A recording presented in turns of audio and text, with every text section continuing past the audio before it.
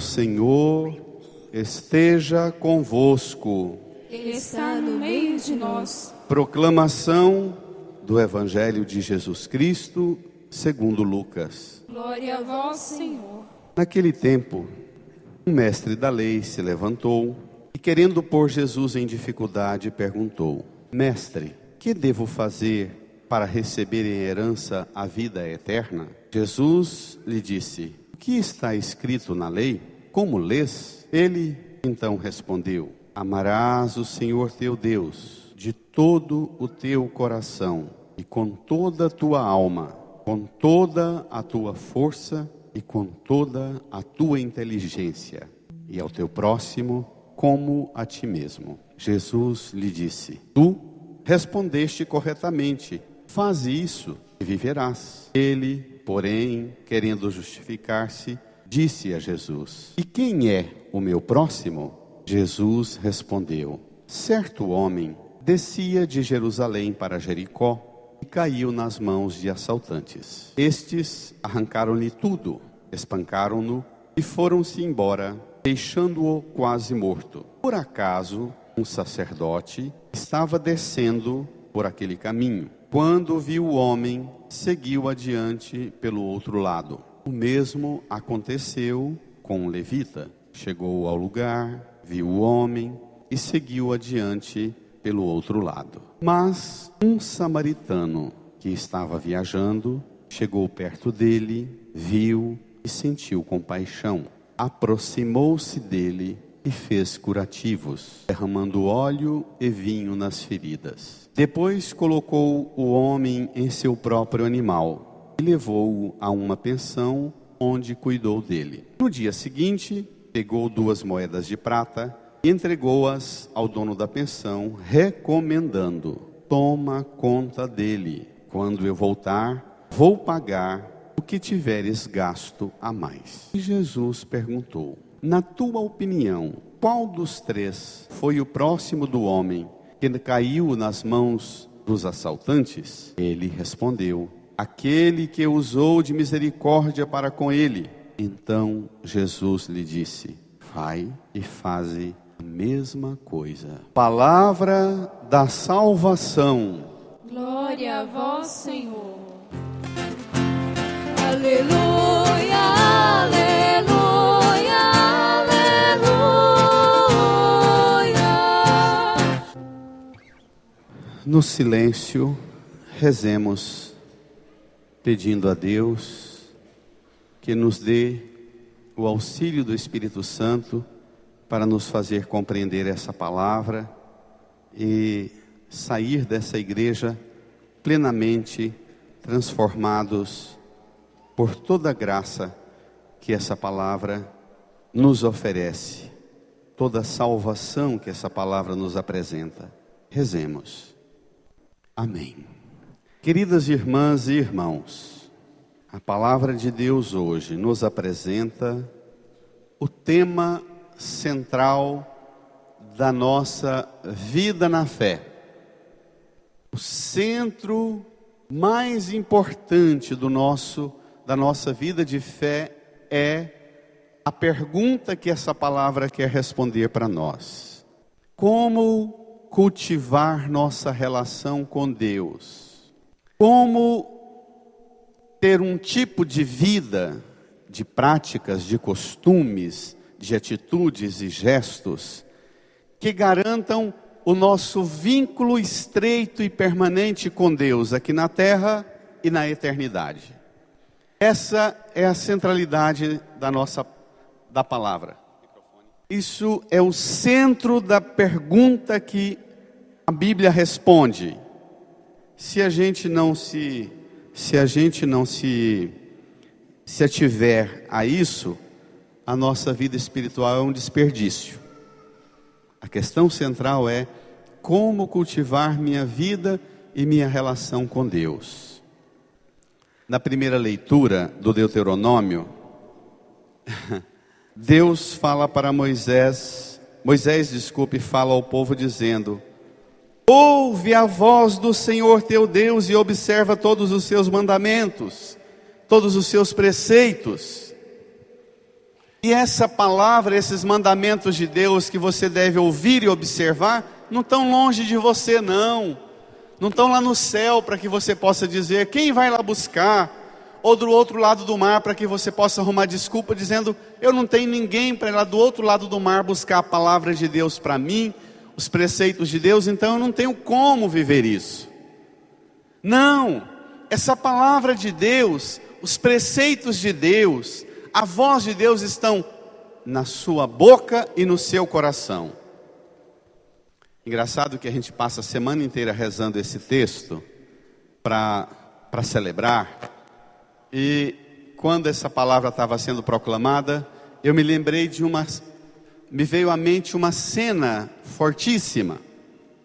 Vocês imaginem que no tempo em que Moisés disse isso ao povo, não tinha cada um a Bíblia em casa não. A Bíblia era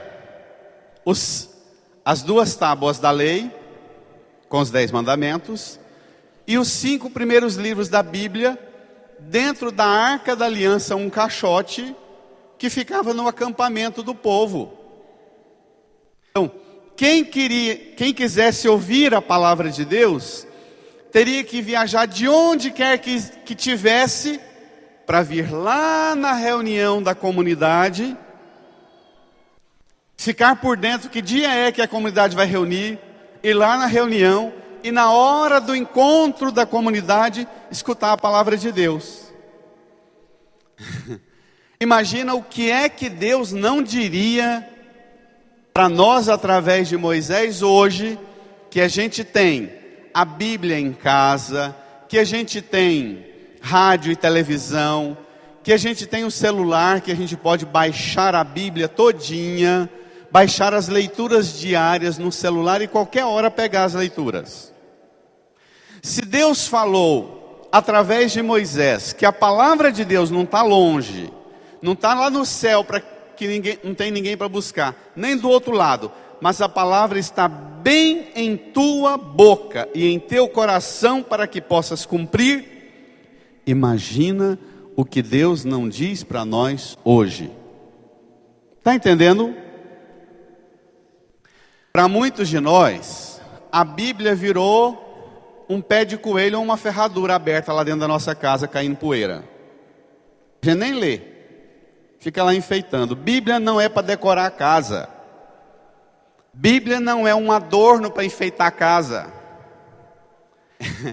É palavra de Deus para a gente ler e fazer com que essa palavra fique bem na nossa boca e no nosso coração. Às vezes nós católicos temos aquele relaxo de dizer assim, eu queria guardar, mas minha cabeça é meio lerda.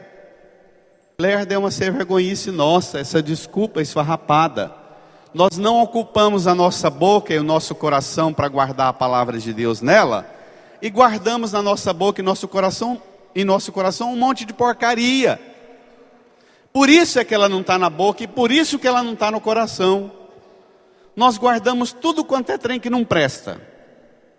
Vamos ao Evangelho. Há 2 ou 3 domingos atrás, nós já começamos a nossa conversa sobre a relação de Jesus com a Samaria. Domingo atrasado, não é? Em que Jesus tomou a firme decisão de ir para Jerusalém. E estava indo para Jerusalém, passando pelas montanhas da Samaria.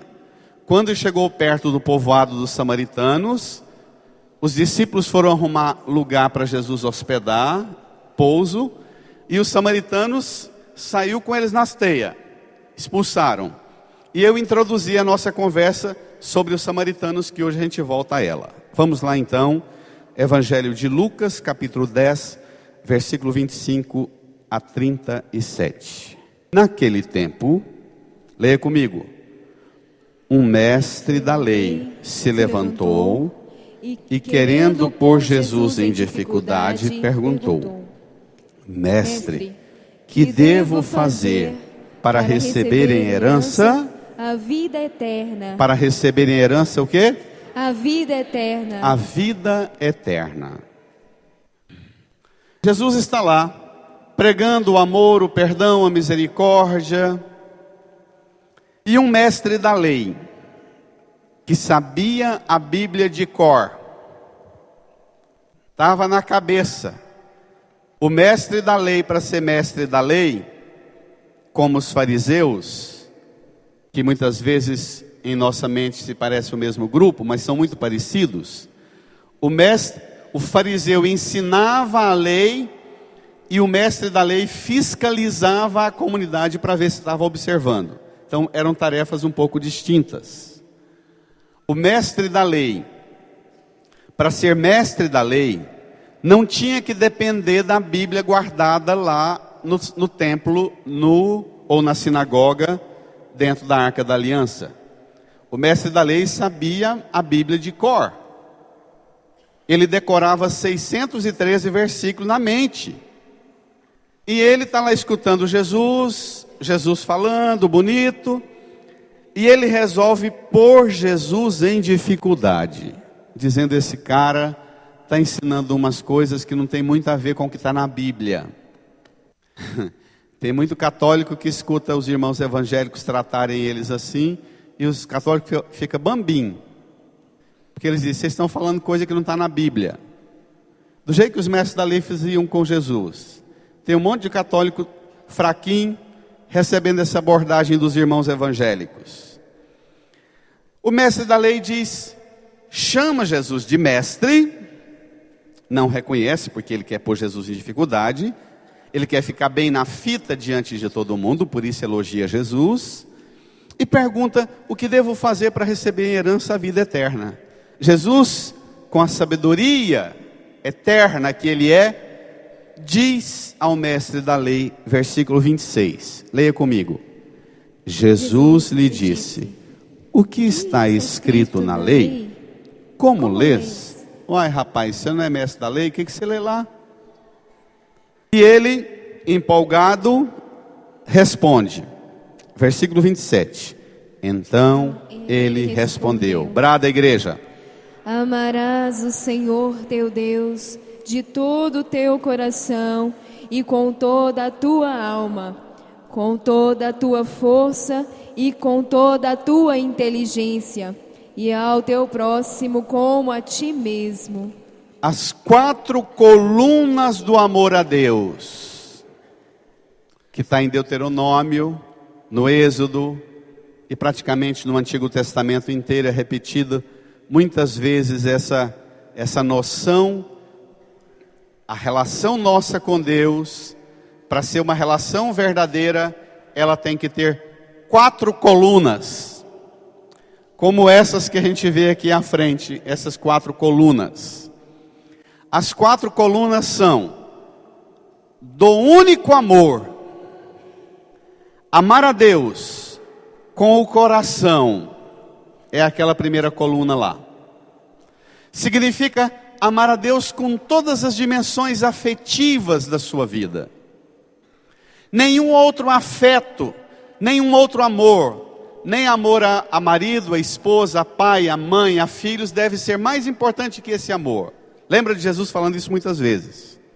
Então, na sua afetividade, nos seus sentimentos, quem ocupa o centro da sua afetividade é o amor a Deus. Depois o resto.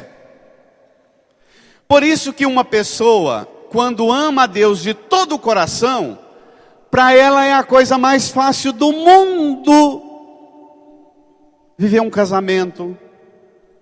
Porque se ela tem uma relação com Deus segura, casamento para ela é coisa tranquila. Uma pessoa que tem no centro dos afetos dela o amor a Deus, para ela perdoar é a coisa tranquila. Então, a primeira coluna, a do amor com todo o coração, todos os afetos que tem dentro do seu coração, o mais importante é a minha relação com Deus, é aquela primeira coluna. A segunda coluna é amar a Deus com toda a tua alma, ânima, com toda a vida que há em você, é a segunda coluna. É amar a Deus, a sua espiritualidade, a sua fé, o cultivo da sua vida espiritual, o centro da sua vida espiritual é amar a Deus com toda a sua alma. Sabe o que significa? Que você não vem à igreja porque você tem medo de Deus. Que você não vem à igreja porque você quer realizar sonhos e projetos e quer que Deus te abençoe.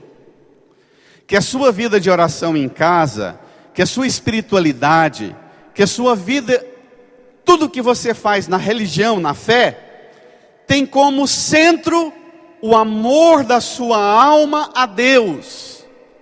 Ainda que você, eu acho tão bonito, de vez em quando, aparecem umas pessoas mais velhas dizendo assim: padre, eu queria fazer uma pergunta para o senhor, eu não sei se eu sou normal. Que eu vejo o povo contar tão empolgado de tanta coisa extraordinária que acontece com eles. Comigo nunca aconteceu esse trem extraordinário, o povo fica contando de sentir Deus, de ver Deus, de um milagre, de uma coisa poderosa. Eu nunca aconteceu isso, mas eu sinto uma paz em Deus tão grande. Eu estou normal? Lógico que está. Porque parece que na vida espiritual, para estar bem com Deus, tem que estar um monte de trem extraordinário o tempo inteiro acontecendo, um monte de coisa desacontecendo, um monte de coisa acontecendo. Não. Amar a Deus com toda a sua alma significa a sua vida espiritual, o centro da sua vida religiosa, da sua religião, é amar a Deus. Para que você reza? Eu cultivo o meu amor a Deus. Para que você busca? Eu busco para cultivar minha relação com Deus. Para que você lê a Bíblia? Para cultivar meu amor a Deus. Está entendendo? Não é para pedir bênção, nem milagre, nem para tirar capeta, nem nada. Essa bobajaiada fica tudo em segundo plano. O centro é meu afeto com Deus. Quando a gente tem essa relação de amor a Deus, as coisas se desenvolvem. Então, a primeira coluna, amar a Deus com a afetividade. A segunda, amar a Deus na espiritualidade. A terceira coluna, amar a Deus com toda a tua...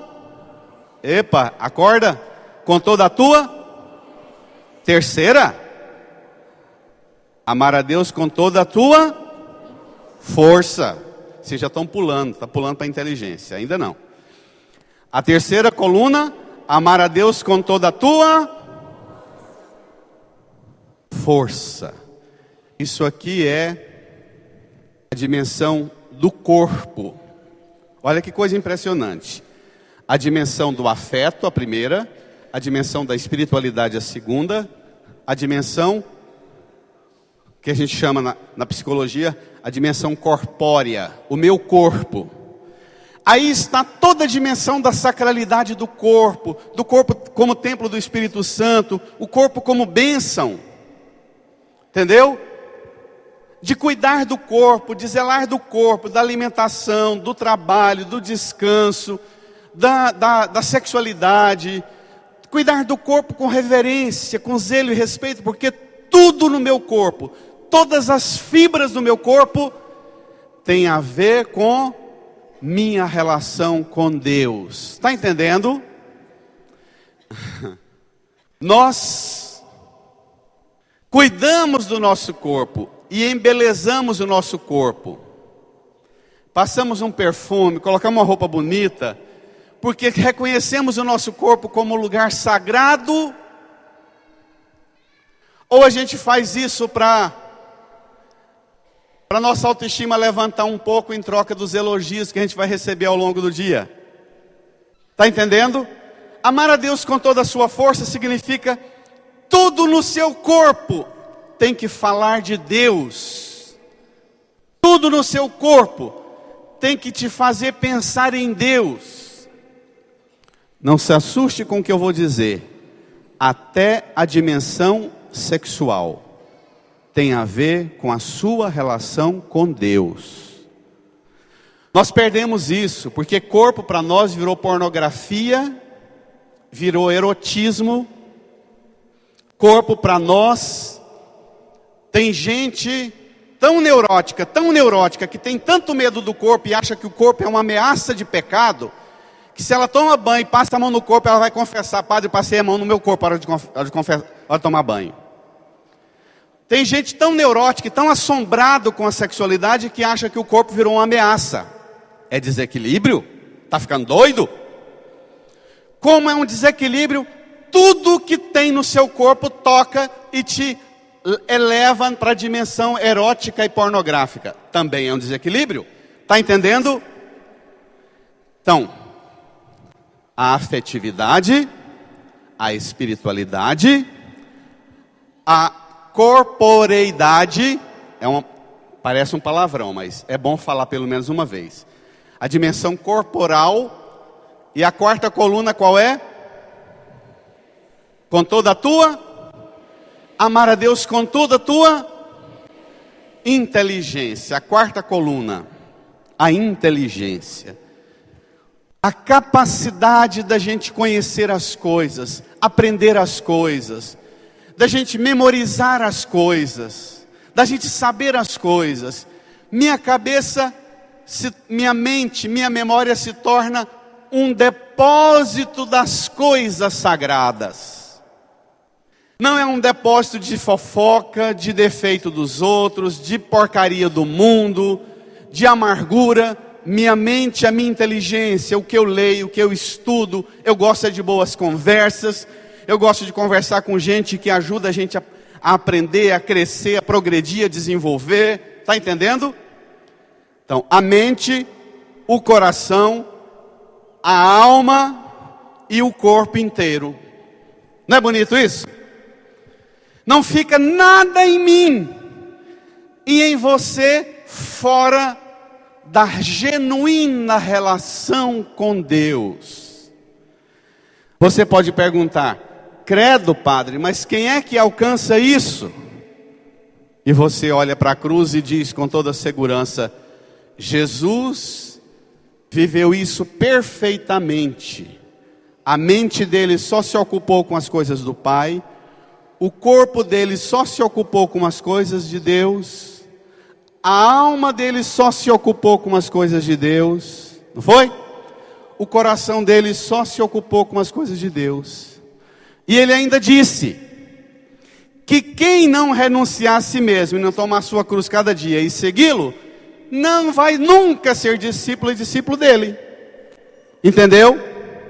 Então, não existe a menor possibilidade de você ser cristão e cristã se tudo nos seus afetos não te leva para Deus, não cultiva a sua relação com Deus, se tudo na sua espiritualidade não cultiva a sua relação com Deus, se tudo no seu corpo, na sua corporeidade, não te une e te cultiva a relação com Deus, se tudo na sua racionalidade não te conduz e não te une a Deus. Está claro?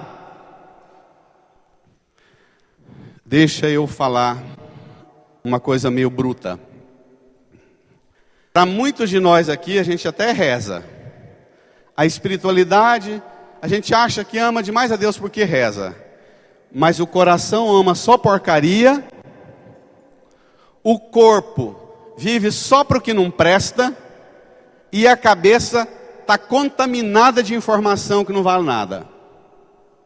E acha que eu sou de Deus porque eu rezo e vou na igreja. Não saio de casa sem fazer o nome do Pai. Não entro no carro sem fazer o nome do Pai. É pouco. É pouco nos seus afetos, na sua vida espiritual, no seu corpo e na sua mente. Não tem a outra coisa mais importante do que a sua relação com o Senhor. Está claro? Está claro? É isso que está acontecendo ou precisamos melhorar muito? Ou precisamos melhorar tudo? A começar pela nossa vida espiritual, que muita gente reza e vai à igreja, não é nem para cultivar uma relação com Deus, mas é porque tem medo e quer conseguir de Deus um monte de trem. Saúde, paz na família, uma trenheira. Quando você cultiva uma vida espiritual para ter uma íntima comunhão com Deus, você diz assim: olha, eu perdi a saúde, mas não perdi minha relação com Deus, está bom demais. Olha, minha vida está uma bagunça, mas a minha relação com Deus está tão forte, então está bom demais. Quando a sua vida espiritual não tem como centro a relação com Deus, mas pedir coisa de Deus, você reza, vai na igreja, e não passa de uma pessoa que não faz outra coisa a não ser a mente cheia do que não presta, o corpo fazendo o que não presta, o coração entupido do que não presta. Entendeu? Tá bom. Essa é a relação com Deus. E esse é o maior de todos os mandamentos. Aí, o mestre da lei termina dizendo assim: e ao teu próximo como a ti mesmo. Versículo 28. Leia comigo, toda a igreja. Jesus lhe disse: tu respondeste corretamente. Faze isso e viverás. Ai, ai, ai. Só que o camarada não sossegou não. Versículo 29. Leia comigo.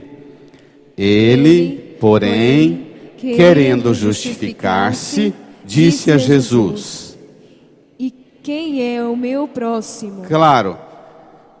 Jesus pegou o peixe pela boca. Ele perguntou a Jesus para pôr Jesus em dificuldade. Jesus, pois, devolveu para a boca dele: o que você lê na Bíblia? Ele citou. Aí Jesus falou: tá bom, faz isso, você vai viver eternamente. Aí ele diz assim: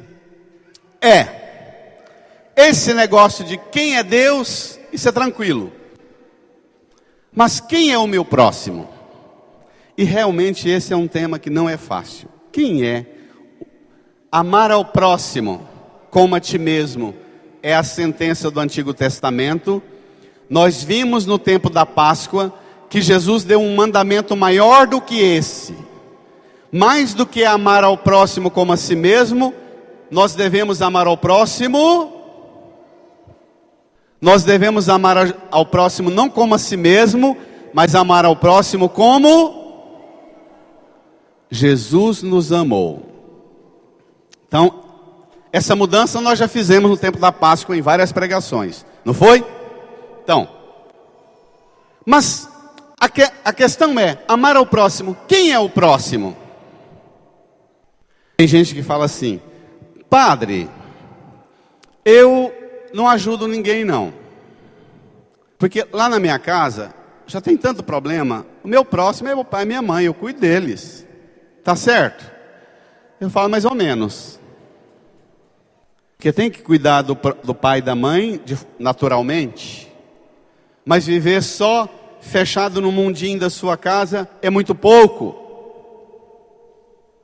Padre, eu não vou para a África, não vou lá para o Nordeste, eu não vou lá para o Hospital do Câncer, eu não vou para uma clínica de drogado, lá na Vila São Cotolengo, mas eu cuido da minha família, estou certo? Eu falo: olha, mais ou menos. Fazer isso é a consequência natural da sua missão. Agora, viver só para isso é pouco. Nós precisamos cuidar de todos, e não só daqueles que nós gostamos e escolhemos. E é isso que Jesus vai responder agora. Vamos ver? Versículo 30, é uma historinha linda que todos nós já conhecemos bem, mas que uma historinha que vai dar grande formação para a nossa vida e nossa relação com o próximo. As duas, olhe para cá,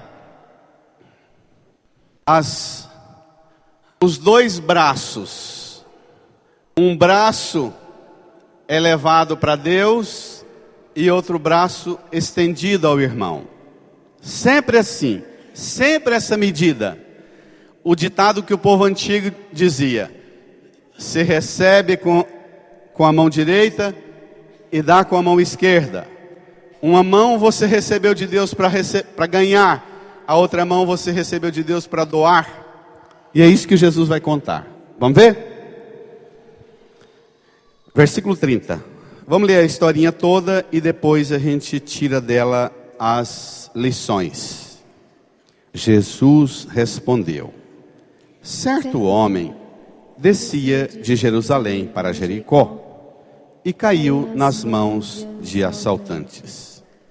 Estes arrancaram-lhe tudo, espancaram-no e foram-se embora, deixando-o quase morto. Por acaso, um sacerdote estava descendo por aquele caminho. Quando viu o homem, seguiu adiante pelo outro lado. O mesmo aconteceu com um levita.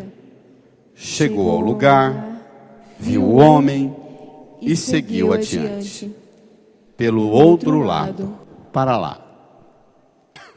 Se você pegar o livro de Levítico, aquela história que eu disse agora mesmo,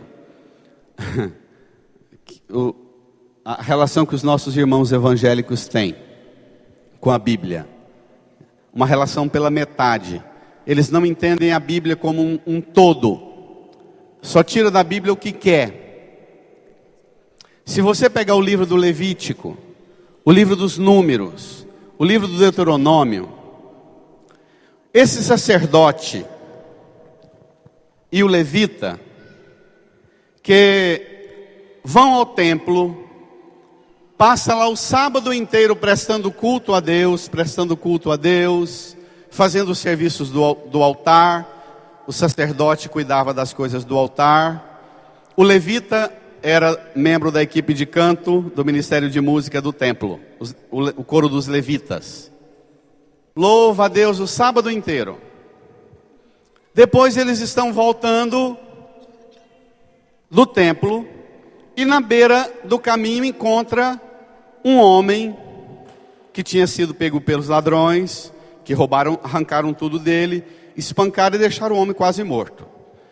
Estão indo, vê lá o homem caído, quase morto, pula para o outro lado e vai direto para casa. Se você ler na sua Bíblia o livro do Levítico, dos Números, Deuteronômio, Êxodo, vai dizer a você que é isso mesmo que você tem que fazer.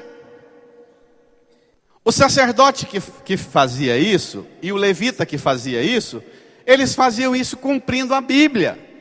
Porque a Bíblia diz o seguinte, que você vai ao templo, traz o seu dízimo e a sua oferta, entrega para o sacerdote vem, apresenta a sua oferenda no altar de Deus, abençoa, enquanto os levitas cantam e elevam os cânticos a Deus, o sacerdote apresenta, purificando a si mesmo e purificando a todo o povo. Se você vai embora, volta, e encontra uma pessoa espancada, e você chega perto dela, pisa no sangue que ela derramou, você ficou contaminado com a desgraça que caiu sobre ela. Aí você tinha que voltar para o templo, você tinha que, não podia voltar para sua casa, você tinha que ir para um lugar afastado, ficar lá uma semana, em oração, em purificação. Depois você tinha que ir lá na sua casa, pegar mais dízimo e oferta, só porque você encostou no sangue dele, ou na baba dele, entendeu? Na saliva, na lágrima, nas fezes, entendeu? Você tinha que pegar outra oferta lá na sua casa, levar ao templo, pedindo perdão porque você se contaminou com a sujeira de um que foi castigado por uma desgraça.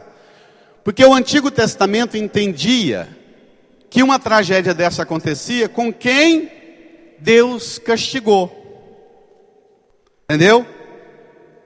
Não havia aquela compreensão que nós temos hoje, não. Ele é uma vítima da violência da sociedade perversa, diabólica. No Antigo Testamento dizia, não, a desgraça cai sobre quem Deus não protegeu, lasca ele.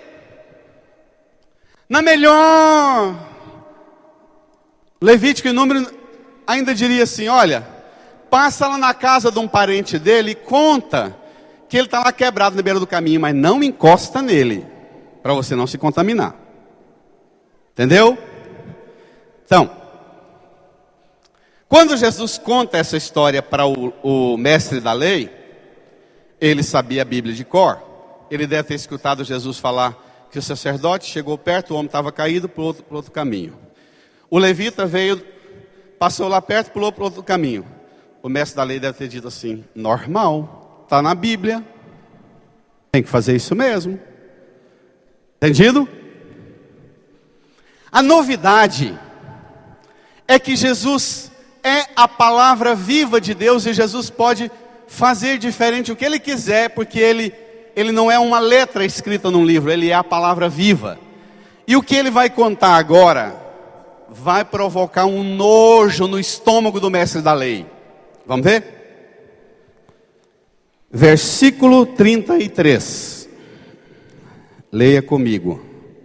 Mas um samaritano que estava viajando, presta atenção agora em 10 gestos do samaritano. Vamos lá. Mas um samaritano que estava viajando, vocês, chegou perto dele, viu e sentiu compaixão, aproximou-se dele e fez curativos, derramando óleo e vinho nas feridas. Depois colocou o homem em seu próprio animal e levou-o a uma pensão, onde cuidou dele. No dia seguinte, pagou 2 moedas de prata e entregou-as ao dono da pensão, recomendando, vocês, bem forte: toma conta dele. Quando eu voltar, vou pagar o que tiver gasto a mais. E Jesus perguntou: na tua opinião, mestre da lei, qual dos 3 foi o próximo do homem que caiu nas mãos dos assaltantes? Ele respondeu, vocês, bem forte: aquele que usou de misericórdia para com ele. Então Jesus lhe disse: vai e faze a mesma coisa. A pergunta original do mestre da lei é qual? Que devo fazer para... Ei, igreja, a palavra de Deus não está longe, lá no céu, nem do outro lado do mar, ela está na sua boca e no seu coração. Volta lá no começo do Evangelho. Que devo fazer para receber uma herança? Que devo, mestre, que devo fazer para receber em herança a vida eterna?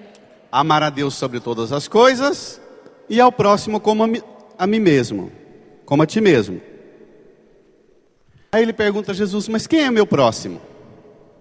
Para um mestre da lei, próximo dele, quando o Antigo Testamento fala de amar ao próximo, em muitas partes do livro de Samuel, Reis, Número, Deuteronômio, Êxodo, diz: amar o seu compatriota, amar um da sua gente, amar um do povo de Deus.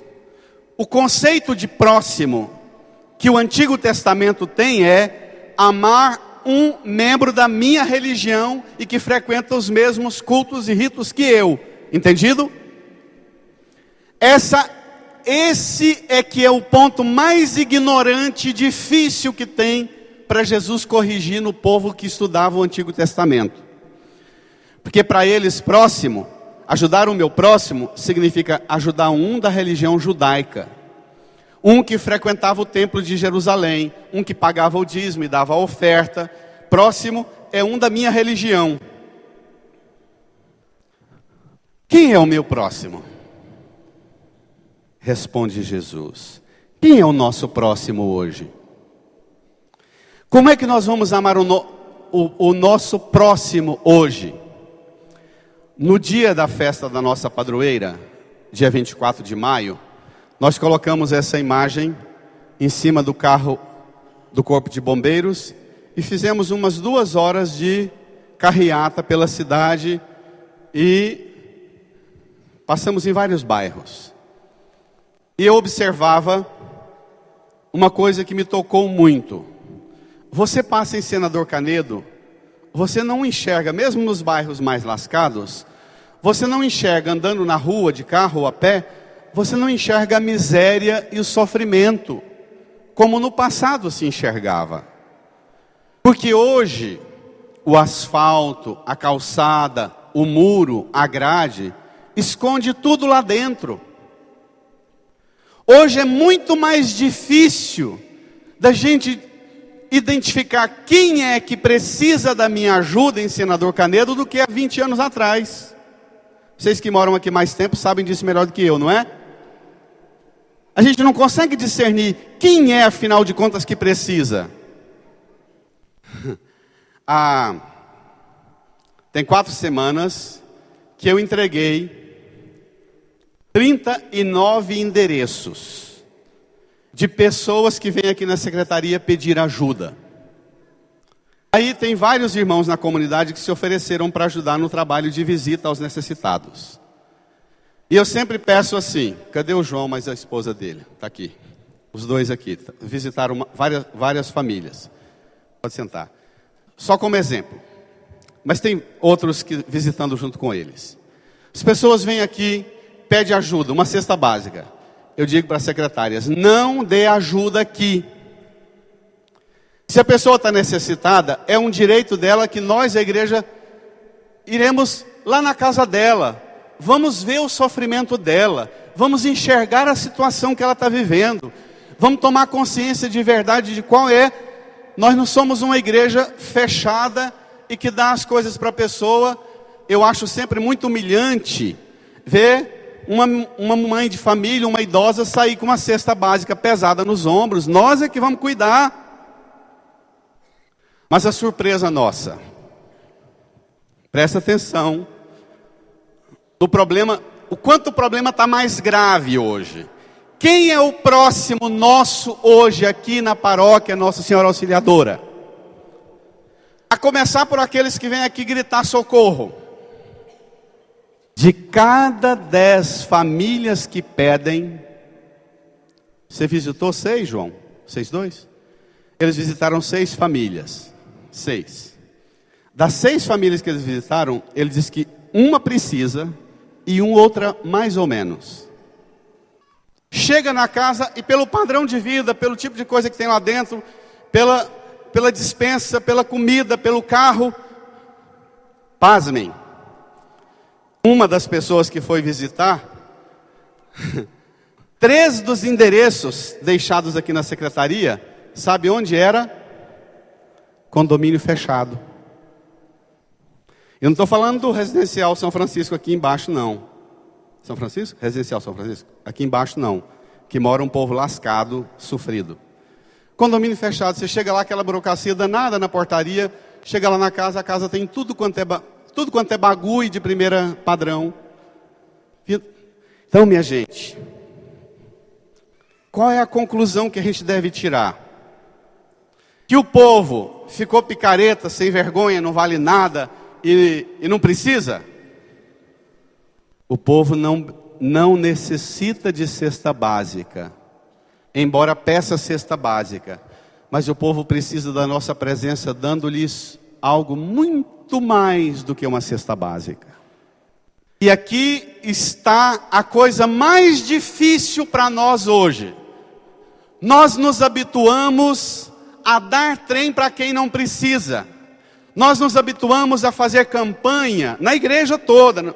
Na igreja toda, onde você anda é assim. Aí reúne os pobres, põe um carro de som e reúne, faz até comício, não é? E filma, e põe nas redes sociais, e a televisão vem e filma. Olha como essa paróquia é boa, deu sopa, deu cesta básica, deu isso, deu aquilo para os pobres. Aí a gente puxa o foco para a bondade nossa e não para a necessidade do outro. A gente puxa o foco para os aplausos e elogios que os outros fazem a nós, e não para o gravíssimo problema e sofrimento que alguém está passando e precisa, às vezes não precisa do arroz e feijão, embora o feijão está quase que o povo de classe média, de condomínio fechado, tendo que pedir ajuda mesmo para comprar 1 quilo de feijão, né? Mas o mais grave é a pergunta que não quer calar: como é que nós cristãos, vamos ser presença de Cristo na vida dessas pessoas que vêm aqui pedir, acham que estão precisando de cesta básica, mas elas estão precisando de Deus, não é? Não é? Como é que nós, a paróquia, no dia da nossa carreata, o tempo inteiro me tocava aquilo. Gente, tem uns focos assim de pobreza e atraso enorme aqui no Canedo. De cima do caminhão a gente enxergava lotes com um monte de construções, mas lá dentro situação assim de favela do pior tipo de atraso. E eu pensava, muitas vezes nós nos acomodamos dizendo que quem veio cá pedir não precisa, e nós não pensamos uma coisa: mais grave do que aquele que veio pedir e não precisa, são aquelas famílias que não sabem nem onde nem como pedir. E que não tem, e aquelas famílias que acham que a coisa pior no mundo e humilhante é pedir. E que a gente nem sabe onde está. Porque você passa nas ruas, está tudo arrumadinho, asfaltado, o muro, a grade, e a gente não tem noção do sofrimento que está lá. Acho que a Conceição e Marli devem vir à noite. A Conceição e a Dona Marli, nossas ministras da Eucaristia, começaram ano passado um trabalho, que nós já avisamos aqui, de visita às pessoas que vivem em situação de solidão. Se você conhece alguém que está vivendo uma situação de solidão, principalmente idoso, morando sozinho, ou que os filhos não têm tempo, deixa o endereço que elas vão e visitam e acompanham toda semana. São um grupo de umas 12, 15 pessoas que visitam toda semana as pessoas em situação de solidão. Vão lá para conversar com elas. Se elas quiserem, até reza com elas. Se as pessoas quiserem, até leva a Eucaristia. Mas nós precisamos descobrir outros tipos de abandono que não aparecem assim na rua e que nós não estamos dando conta, e que nós não vamos entrar na vida eterna se a gente não achar o próximo nosso que precisa de nós. Nós não vamos ganhar a vida eterna se a gente não achar quem precisa de nós. Volta comigo ao Evangelho.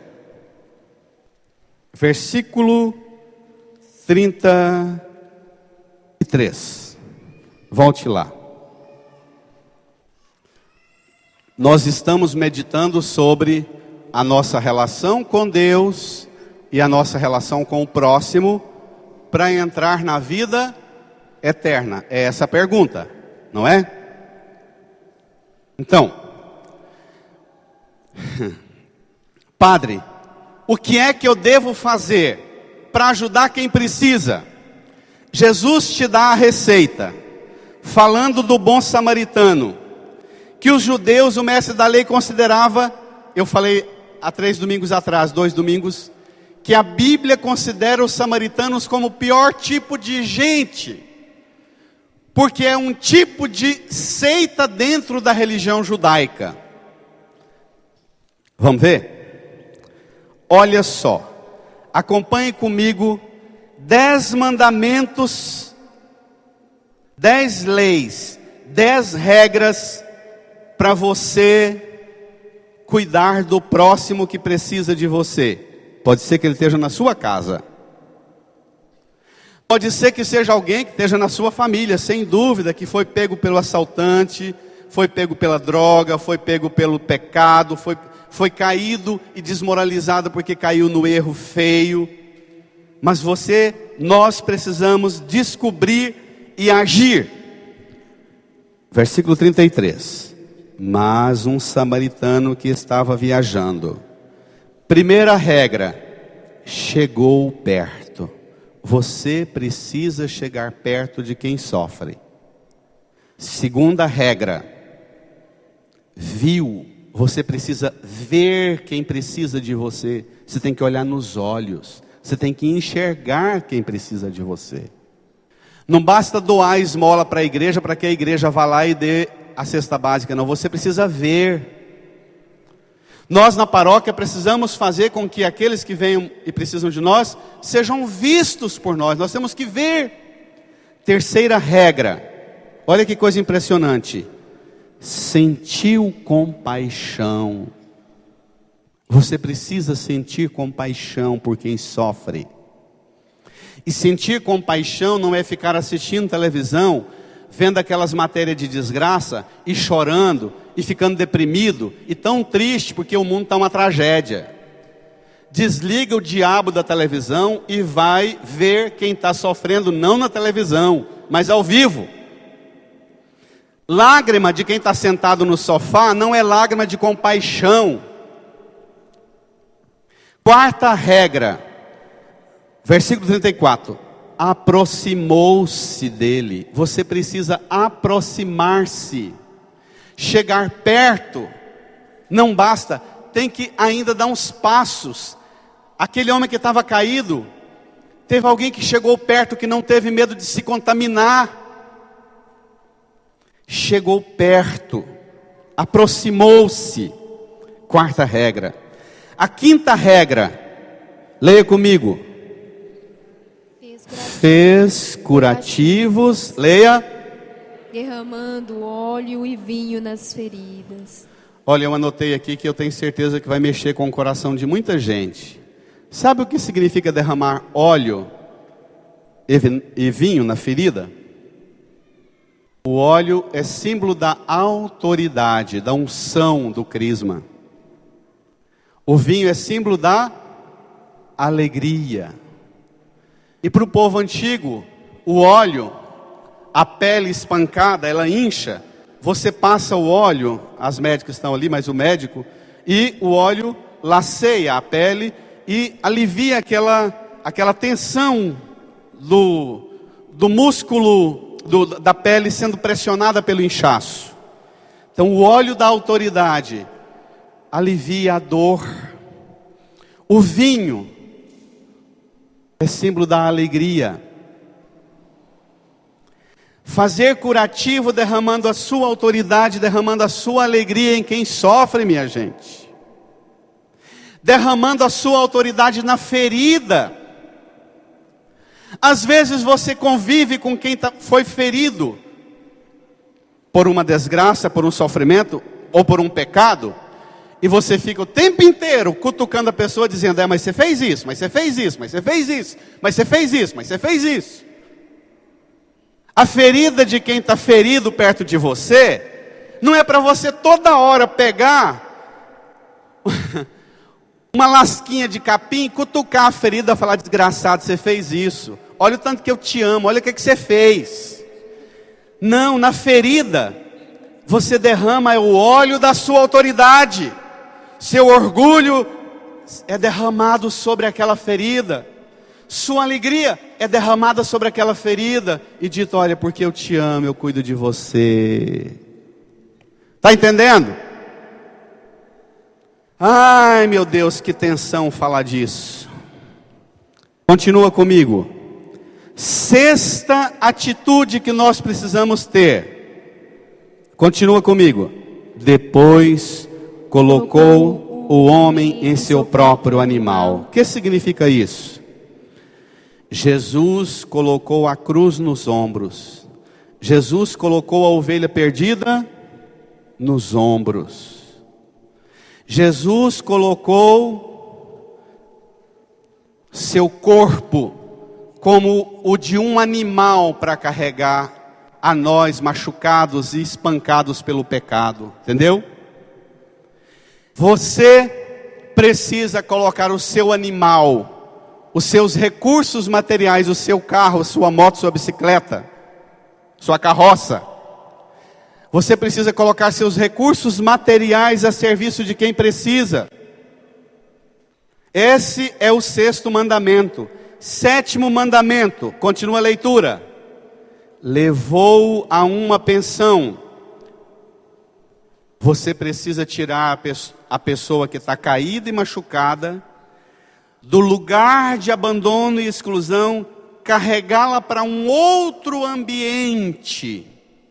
Não basta só ficar assistindo televisão e chorar. É preciso tirar a pessoa da situação. Sabe o que significa levar a pensão? O que é a pensão? Chamado também de pousada, não é? Lugar do repouso. Mas hoje, o que é a pensão?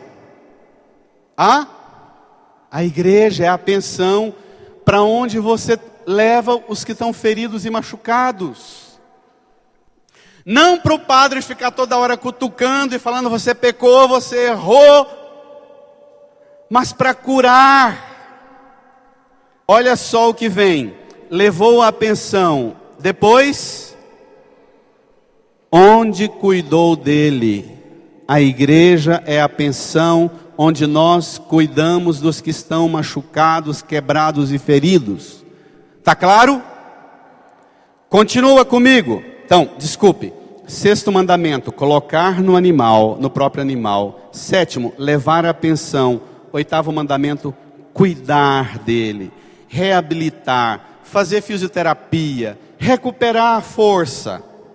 9º mandamento, versículo 35, leia comigo. No dia seguinte, pegou 2 moedas de prata e entregou ao dono da pensão. Então, é preciso enfiar a mão no bolso também. Pagar. Cristo pagou com seu sangue para curar a ferida da nossa alma. Nós precisamos colocar nosso carro, nossa moto, também o que está no nosso bolso a serviço de quem precisa. 10º mandamento. Continua. Entregou ao dono da pensão recomendando. Leia. Toma conta dele. Quando eu voltar, vou pagar o que tiveres gasto a mais. 10º mandamento. Fazer compromisso. Pagar a mais pelo cuidado. Vocês estão meio baqueados, mas eu vou recordar os 10 de novo rapidinho. Escuta. Repita comigo. 1º mandamento. Chegou perto. Diga. Chegou perto. 2º mandamento. Viu. 3º mandamento. Sentiu compaixão. 4º mandamento. Aproximou-se. 5º mandamento. Fez curativos. 6º mandamento. Colocou no próprio animal. Igreja, reage. 7º mandamento. Levou a pensão. 8º mandamento. Cuidou dele. 9º mandamento. Pagou o dono da pensão. 10º mandamento. Fez compromissos. De pagar mais. Agora, presta atenção na moral da história.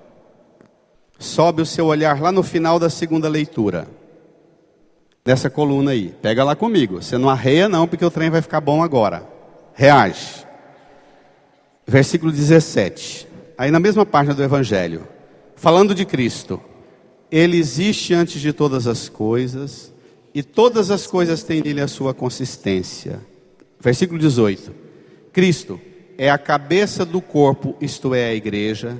Ele é o princípio, o primogênito de todos dentre os mortos, de sorte que em tudo ele tem a primazia, porque Deus quis habitar nele com toda a sua plenitude, e por ele, leia comigo, e por ele reconciliar consigo todos os seres. Presta atenção nisso.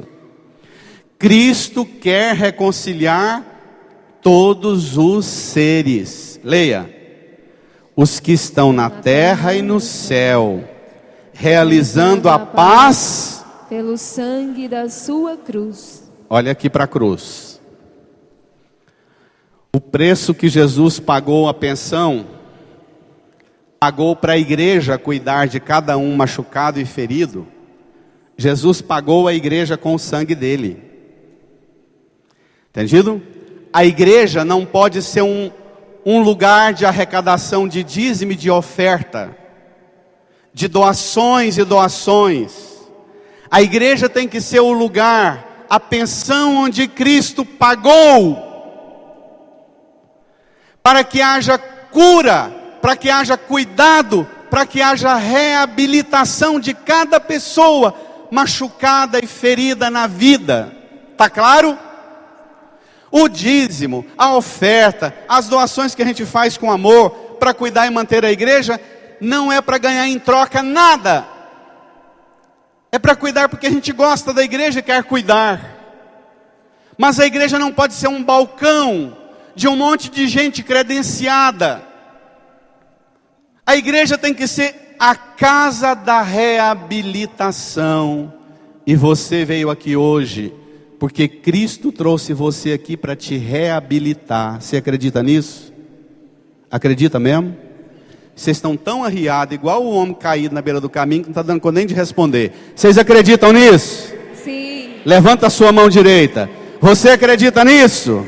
Sim. Então reze comigo, Senhor Jesus. Senhor Jesus. Muito obrigado. Muito obrigado. O Senhor é o bom samaritano. O Senhor é o bom samaritano. O Senhor chegou perto de mim. O Senhor chegou perto de mim. O Senhor me vê. O Senhor me vê. Tem compaixão para comigo. Tem compaixão para comigo. O Senhor se aproxima de mim. O Senhor se aproxima de mim. O Senhor faz curativos em mim. O Senhor faz curativos em mim. Me põe nos seus ombros. O Senhor me traz a pensão. Me traz a pensão. A sua igreja. A sua igreja. Cuida de mim. Cuida de mim. Paga com o seu sangue. Paga com o seu sangue. E se compromete. E se compromete. A gastar tudo o que precisar. A gastar tudo o que precisar. Para me reabilitar. Para me reabilitar. Me reabilita, Senhor. Me reabilita, Senhor. O pecado me machucou. O pecado me machucou. O pecado me derrubou. O pecado me derrubou. As feridas da vida me machucaram. As feridas da vida me machucaram. Me derrubaram. Me derrubaram. Me reabilita, Senhor. Me reabilita, Senhor. Me restaura, Senhor. Me restaura, Senhor. Pelo seu sangue. Pelo seu sangue. Cura-me, Senhor. Cura-me, Senhor. Põe a mão no seu coração. Incline a sua cabeça. Experimente Jesus cuidando de você. Se você não experimentar Jesus cuidando de você, você nunca vai entender e vai dar conta de cuidar de quem precisa de você. Só a experiência, sentir Jesus derramando o óleo da autoridade dele, o vinho da alegria, o sangue dele sobre as suas feridas. Abre as suas feridas para Jesus agora e deixa Jesus derramar a cura sobre você. As feridas da sua mente, as feridas do seu corpo, as feridas da sua alma, as feridas do seu coração. Deixa Jesus derramar sobre elas a cura agora. Acolhe Jesus.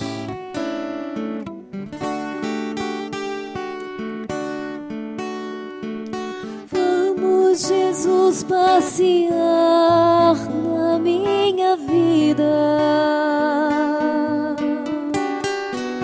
Quero voltar aos lugares que fiquei só. Quero voltar lá contigo, vendo que estavas comigo. Quero sentir teu amor a me embalar. Cura, Senhor. Cura, Senhor, onde dói. Cura, Senhor, bem aqui. Cura, Senhor, onde eu não posso ir.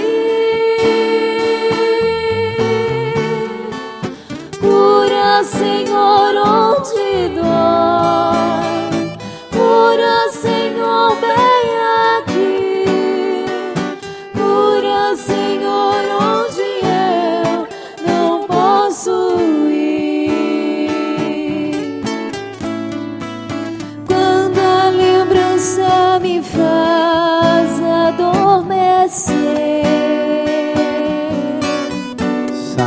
que a espada Sabes da que a dor espada de dor entra em meu ser.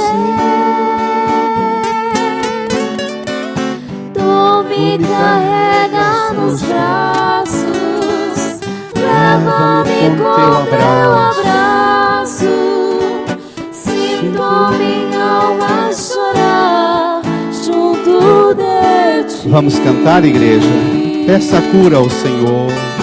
Cura, Senhor, onde dói. As curas do seu corpo, Cura, Senhor, bem as curas da sua alma, cura, Senhor, onde do coração, da não mente. posso ir. As curas do seu casamento, da sua família ferida. Cura, Senhor, Peça a cura. onde dói.